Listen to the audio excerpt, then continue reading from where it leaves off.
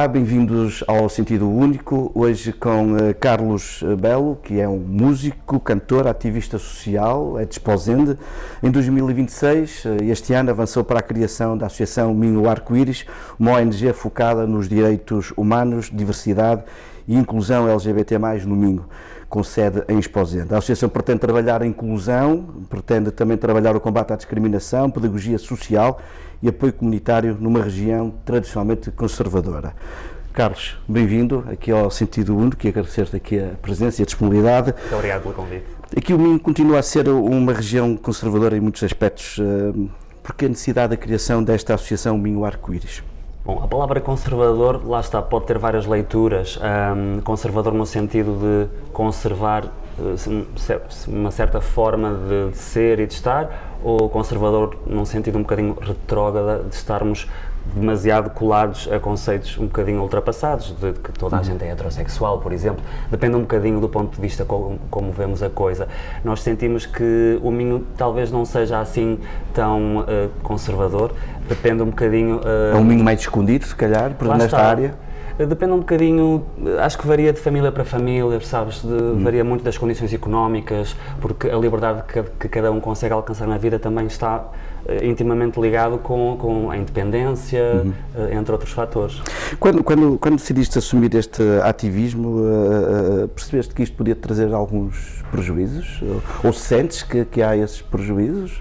Olha, é assim, eu pessoalmente não sinto particularmente na pele. Agora, eu, como venho das artes e da cultura, já estou habituado assim a que existam na vida profissional dificuldades, entre as que faz parte até do audiovisual, não é? Sim. Nós sabemos. Portanto, ao mesmo tempo senti que não deveria ter medo, digamos assim, de avançar, principalmente porque é uma coisa que me diz muito, não é? Toca-me na pele estas causas e também já venho de um histórico, digamos assim, tive a sorte e o privilégio de passar por outras associações LGBT, principalmente quando vivia em Lisboa, a Rede Exec, uma associação de apoio a jovens LGBT, a ILGA Portugal, uma das mais importantes associações, e então todo esse percurso feito ao longo destes últimos 20 anos, iniciado há 20 anos, senti que, tendo regressado a Esposende e sentindo que é necessário desempoeirar um bocadinho o ar e as mentes para que as pessoas se sintam efetivamente mais livres. Senti que era fundamental dar este passo. Mas Carlos, vamos começar por uma coisa muito simples, que eu acho que ainda há muita gente que não percebe muito bem o que é que significa LGBT, o significado dessas letras. Queres explicar um bocadinho? Sim, a própria sigla. Até existe às vezes um bocadinho ridicularização. Tem lá o alfabeto inteiro, existe um bocadinho isso. Efetivamente, a sigla principal LGBT, mais simplificado, refere-se a lésbicas, gays, bissexuais e transgénero.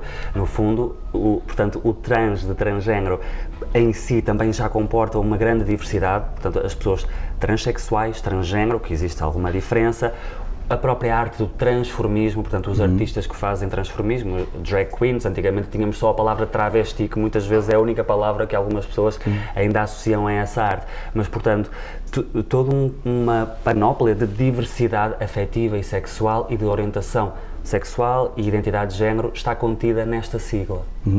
Há pessoas que, olhando para essa sigla, também olhando para o caminho que já foi feito, porque há um caminho positivo, né, feito nesta área, mas ainda há pessoas que pensam assim, eles têm já direitos, porque é que continuam a lutar?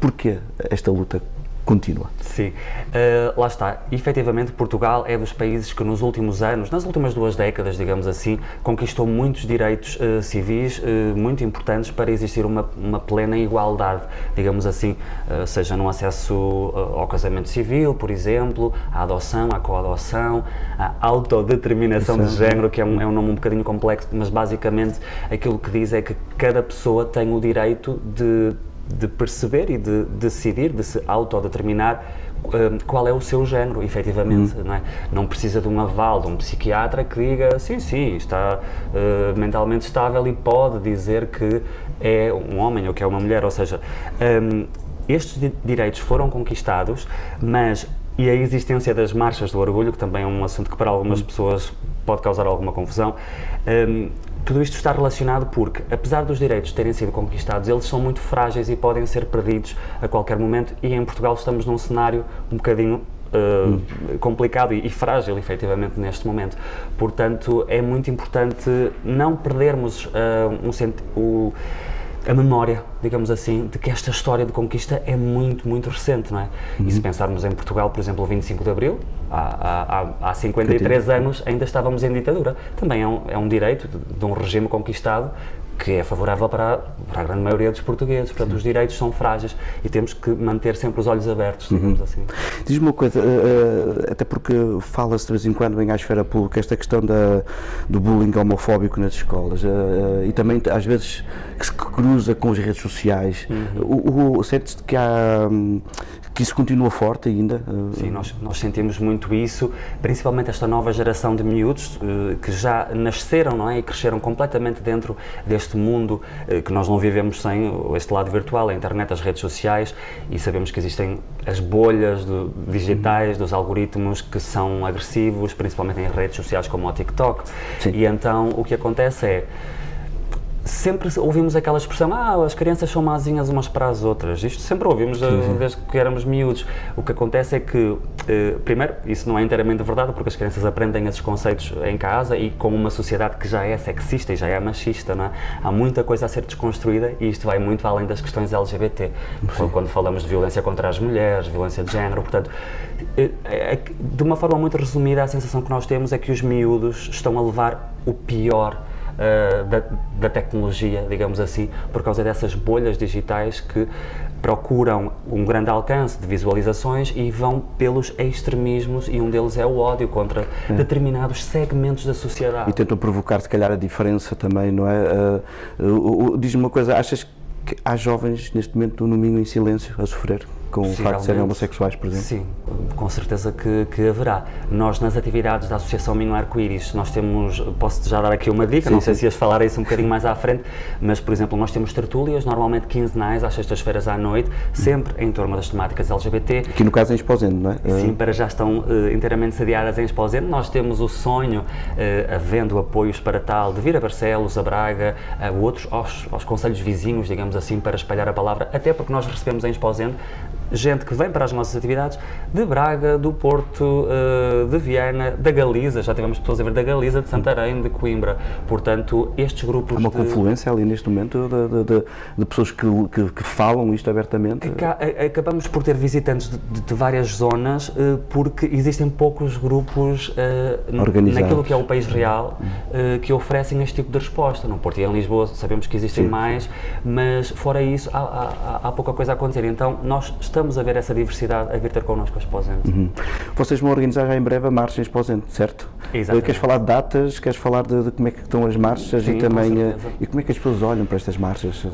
Ainda existe alguns olhares de lado, as marchas são um bocado, são as plumas, são os exageros. Na verdade, aquilo que uma marcha faz, há sempre dois lados importantes, que é o lado da luta e o lado da alegria. Por um lado, celebrar... Ou seja, entre a festa e o protesto. Sim, de uma forma muito simplificada, ou seja, por um lado estamos a celebrar a nossa existência sem medo, sem vergonha, e esta palavra do orgulho, a marcha do orgulho, muita gente não percebe muito orgulho, quer dizer, nós temos orgulho de muita coisa, nós podemos ter orgulho de ser minhotos, da família de onde viemos, de termos alcançado conquistas profissionais ou o que seja, mas eu posso ter orgulho de tudo aquilo que não me envergonha, também, certo? Porque é que a orientação sexual haveria de ser um motivo de vergonha? Só efetivamente numa sociedade que sempre educou os rapazes que não podiam ser femininos, que não podiam chorar, entre outras coisas. Isto é só um exemplo. Mas basicamente a Marcha do Orgulho iniciou-se em 1970, nos Estados Unidos, em Nova Iorque, foi a primeira vez, portanto, no ano anterior, em 1969, foi a primeira vez que a comunidade LGBT fez frente aos abusos policiais que eram vividos na noite de Nova Iorque. Eram abusos policiais, efetivamente, e esse grito do Ipiranga, digamos assim, marcou um mote para as marchas do orgulho que, se virmos bem, passado tantas décadas, continuam a existir. Se fosse uma festa vazia, rasa, sem qualquer significado mais profundo, essa festa se calhar já se teria diluído ao fim de tantas décadas. Portanto, marca mesmo o início da consciência de que temos que lutar pelos nossos direitos e somos cidadãos de pleno direito e dignos como os outros.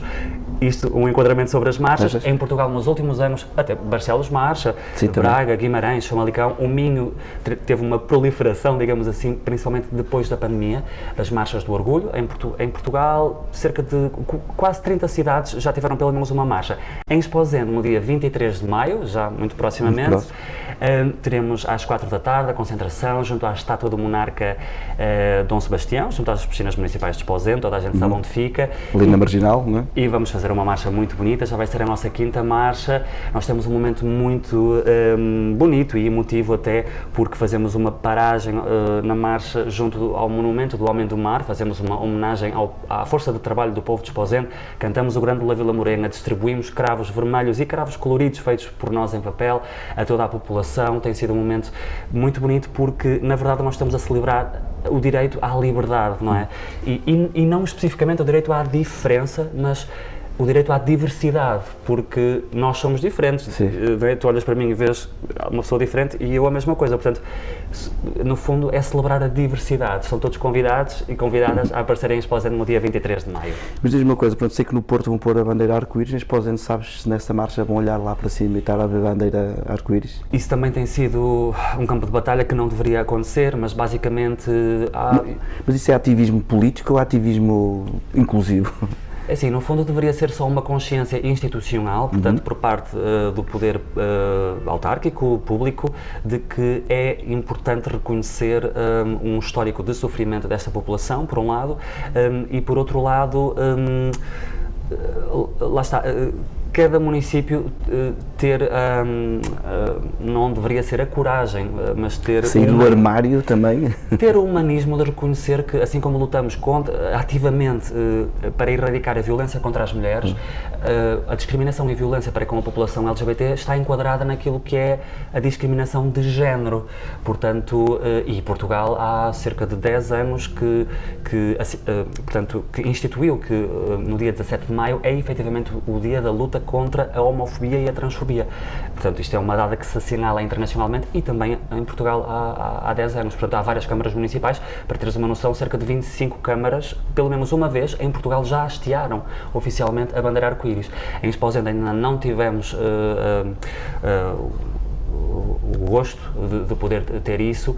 Penso que este ano também não o conseguiremos. Nós vamos tentar nós próprios, no dia da nossa marcha, simbolicamente fazer um hasteamento. Mas é engraçado porque, por exemplo, o Portugal parece um país tolerante, mas nesta área não achas que ainda não é assim tão tolerante como se imagina? Lá está. Olha, para começar, a própria palavra tolerância já é um bocadinho complicada, porque nós toleramos algo que até suportamos que exista ou até permitamos que exista sem que nos faça muita confusão, mas quando falamos de direitos humanos deveríamos falar simplesmente de respeito, não é? Até nem deveria ser uma questão de tolerância. Portanto, ou por outra, é comum ouvirmos dizer, acho que já toda a gente ouviu dizer, devemos tolerar a diferença. Mas nós deveríamos estar num ponto que não é tolerar a diferença, seria respeitar a diferença, e não é a diferença, é a diversidade, seria respeitar a diversidade, mas porque é respeitar quando, se nós virmos bem, além do respeito, nós podemos ir um bocadinho mais longe, que é, além de nos respeitarmos, se estivermos atentos às histórias dos outros, que são diferentes, nós somos enriquecidos com as histórias dos outros. Portanto, além de respeitar, poderíamos celebrar. Ou seja, deveríamos passar de tolerar a diferença para celebrar a diversidade. Imagina, celebrar a diversidade, porque todos temos a ganhar com estas histórias. Ser-se LGBT é ser uma pessoa tão humana como qualquer outra. Portanto, eu sei que muitas vezes a comunicação social usa a palavra LGBT porque sabe que vai gerar engajamento, e vamos ter mais visualizações e tudo mais. Lá está um bocadinho sermos usados como armas de arremesso para criar visualizações e mesmo o ódio que depois prolifera. Mas na verdade somos tão humanos como toda a gente, temos os mesmos problemas a todos os níveis. Mas deixe tranquilo que aqui não é 24, a ideia é mesmo conhecer e tentar fazer aqui um pouco de divulgação. Mas é engraçado falares disto porque também tenho colegas que são homossexuais e falam da questão, o medo simples de andar de mão dada na rua. Sim. Há esse medo de andar de mão dada na rua, ou é uma... digamos, uma utopia? Diria que sim, diria que existe esse receio, mesmo cá no Minho é muito raro, principalmente casais de homens de mão dada, quer dizer, podes ver um ou outro casal de turistas, mas não é uma coisa comum, em Barcelos, em Esposende, em Guimarães, em Famalicão, não é uma coisa comum. Portanto, nós sabemos que nas principais capitais, sim, quer dizer, tu vês isso em Lisboa, vês no Porto, mas existe esse receio, eu não tenho aqui os números comigo, mas diria que uma boa percentagem dos casais homoafetivos pensam duas vezes antes de eu trocar um carinho na rua que seja, não é? Quer dizer, e o que uma mão dada na rua quer dizer entre duas pessoas do mesmo género não deveria ser, ou seja, se calhar é mais estranho para muita gente ver dois homens de mão dada do que ver dois homens à pancada. E isto diz muito da nossa sociedade. Entrando aqui um bocadinho na esfera política, porque pronto, o Chega tem tido algum discurso aqui às vezes até marcante em relação à ideologia ou em relação às pessoas LGBT. Achas que o Chega está a contribuir, se calhar, para as pessoas não andar de mão dada? Sim, é assim, há forças políticas mais extremistas, efetivamente. Ou tem contribuído uma certa hostilidade? Sim, podemos dizer que sim. Agora, somos um alvo escolhido, como há outros alvos. Na verdade, há determinados segmentos da sociedade que são escolhidos para tentar gerar desinformação contra esse alvo, não é? Seja qual for o segmento. Normalmente são segmentos minoritários, eu não gosto da palavra minorias, usava-se muito a expressão minorias sexuais, quer dizer, que é uma coisa um bocado... mas sim, há segmentos da sociedade que acabam por ser escolhidos para isso. Achas que o André Ventura está a ser populista ou escolher esta área, tentar conquistar votos e não, se calhar, propriamente fazer passar uma ideia? Lá está, ou seja, existe, dá-nos a sensação que existe ativamente tentativas de gerar desinformação e coisas que não são verdade, até relativamente à população LGBT, não é?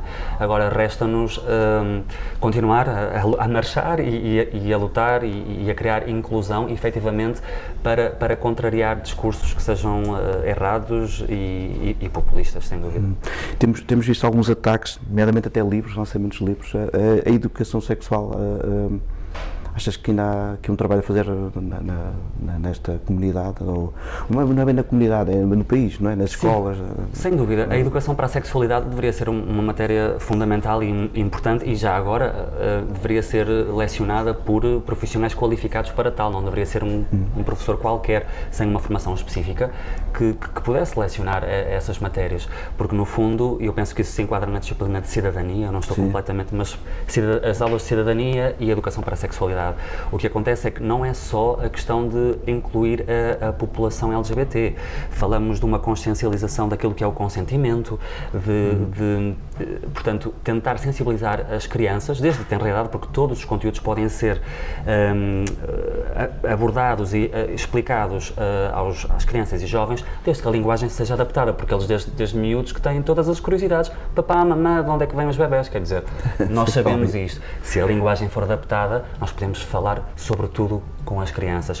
O que acontece é que a educação para a sexualidade é fundamental para tentar erradicar a discriminação para com os colegas que sejam LGBT, para que as crianças tenham noção dos limites e do que é que pode ser um abuso por parte até de um adulto, um abuso sexual, para evitar a gravidez precoce, não é? Portanto, a educação sexual não é só saber pôr um preservativo, como tradicionalmente... É uma área fundamental e a escola portuguesa devia, de uma forma geral, e as direções de cada escola, que têm o seu poder, deveriam olhar para estas matérias com toda a importância. Quando se dizem ou quando se diz estão a confundir as crianças, o que é que respondes a isso?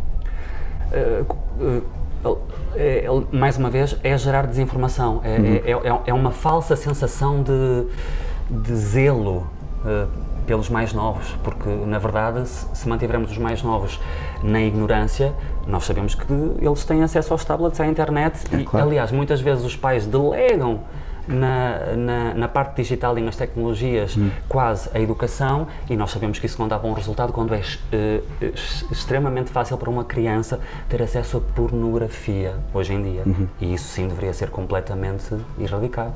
Claro. Carlos, a conversa está excelente, já estamos no fim e eu vou-te pedir só uma coisa muito simples, qual é a mensagem, qual é aquela main, a trend que se deve deixar aqui? Olha, antes de mais, convido toda a gente a passar pelo nosso site recentemente lançado, minhoarcoiris.pt, as redes sociais, para terem acesso também àquilo que nós fazemos. Nós começamos agora em janeiro, mas já estamos com muitas atividades. Temos principalmente o núcleo LGBT de Esposende, além das tertúlias, que são os encontros formais, onde recebemos muita gente diferente.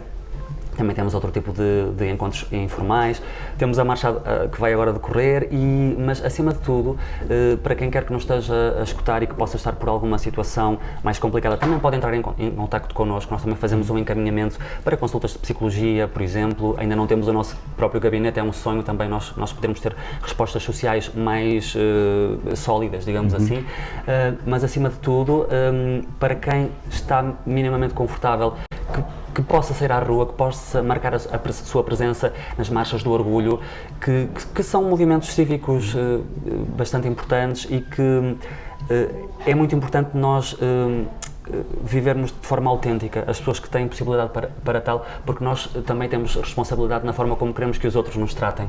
Pronto, e então acho que essa é a principal mensagem. É muito importante dar abraços.